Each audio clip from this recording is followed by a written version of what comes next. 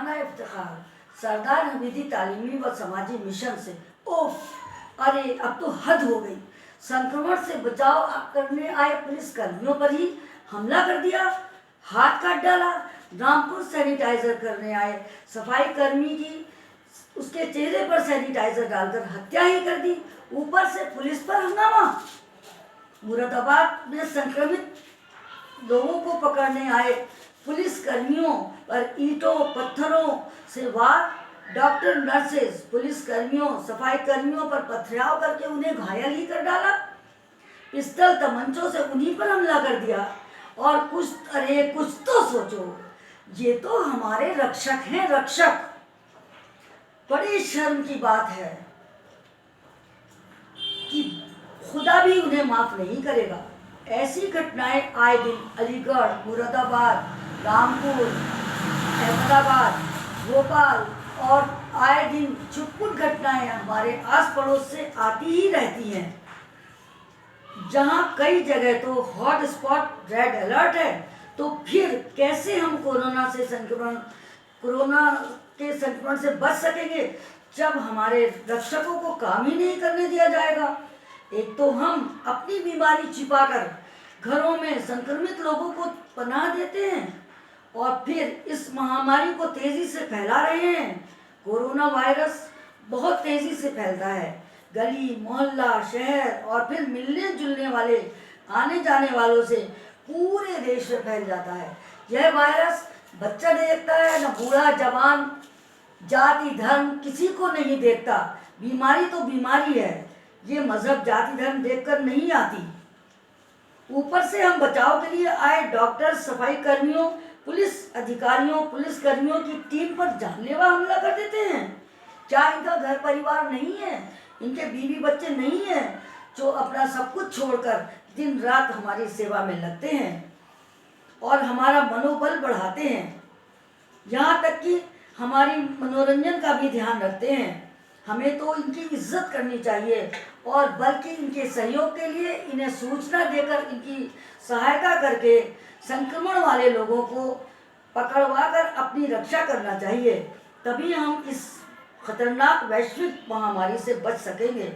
अब तो वायरस पानी, बहती नदी, पालतू जानवरों, बिल्लियों, बकरियों जैसे में भी पहुंचने का खबरें मिल रही हैं। इसके लिए हमें एहतियात करना चाहिए। जानवरों को छूकर भी हमें पूरी तरह से अपने हाथ मुंह सब धो लेना चाहिए। जान है तो जहान है।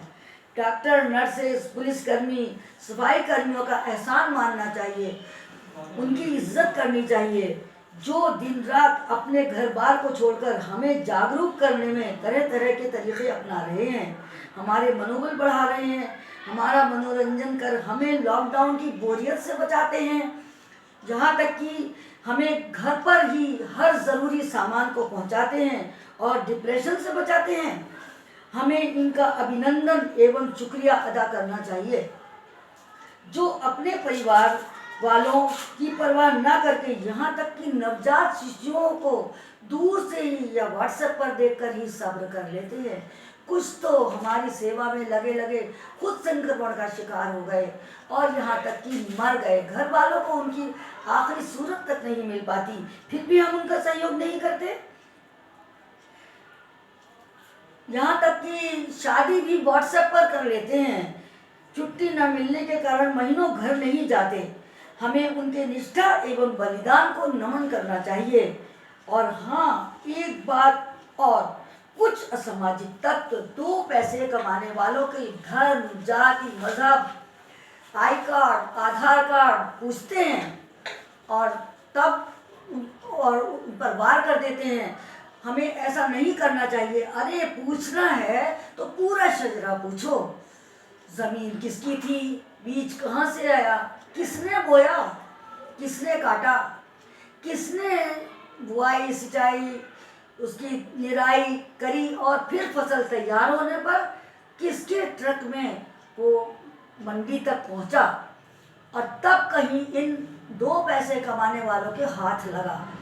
और बजाय उनका एहसान मानने के कि वो डोर टू डोर हमें आवाज़ देकर हमारी ज़रूरत की चीज़ें हमारे घर तक पहुंचाते हैं, हम उन्हीं की पिटाई कर देते हैं। ऐसा नहीं होना चाहिए।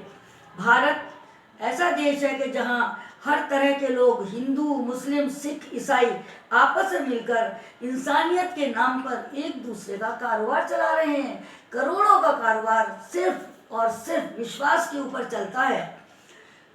वहां कूटनीति से काम लेकर फूट डालो और राज्य करो। देश बांटना चाहते हैं। कोरोना कितना खतरनाक है, 24 घंटों में हजारों को चपेट में ले लेता है। इसके लिए सिर्फ और सिर्फ बचने का एक ही उपाय है कि हम सब एकजुट होकर सरकार के नियमों, निर्देशों का सख्ती से पालन करें, सरकार का सहयोग करें, अफवाहों से बचें। एक अफवाह 3 हत्या, पूरा गांव गुनहगार हो गई, जिंदगी बर्बाद। अफवाहों को बिना सोचे समझे उन पर ना जाएं। तो आइए हम सब मिलकर आज ही संकल्प लें कि ये बात जन जन तक लौटाना, जन जन तक लॉकडाउन के सभी नियमों का पालन करने के लिए घर घर तक पहुंचाना है। तभी हम इस वैश्विक महामारी की चेन तोड़ सकेंगे। हमें उम्मीद ही नहीं वरन पूर्ण विश्वास है कि एक बार अगर हम दूरी बनाकर, मास्क लगाकर, हर चीज़ यहाँ तक कि रुपए पैसे थैली को भी धोकर, छूकर, हाथ धोएं, साबुन से धोकर, आँख नाक मुंह को बार बार ना छुएं, बेवजह बाहर न जाकर घरों में रहें, बच्चों को भी रोकें। महिलाओं को भी चाहिए कि अपने बच्चों को किसी ऐसे काम में लगाएं कि वो अपने घर पर ही रहकर मनोरंजन करें। अरे आपको सारी ज़िंदगी में एक ही मौका मिला है कि आप अपने बच्चों के साथ, अपने परिवार वालों के साथ, हस्बैंड वाइफ मिलकर एक ज़िंदगी गुजार सकते हैं। हम अपनी सोच को पॉजिटिव रखें, तभी हमारा मनोबल बढ़ेगा और हम इस बीमारी की रक्षा कर सकेंगे। यदि हम दूरी बनाकर, आप अब यहाँ से काटो, तुमने ऐसे क्या पूछ लिया हमसे?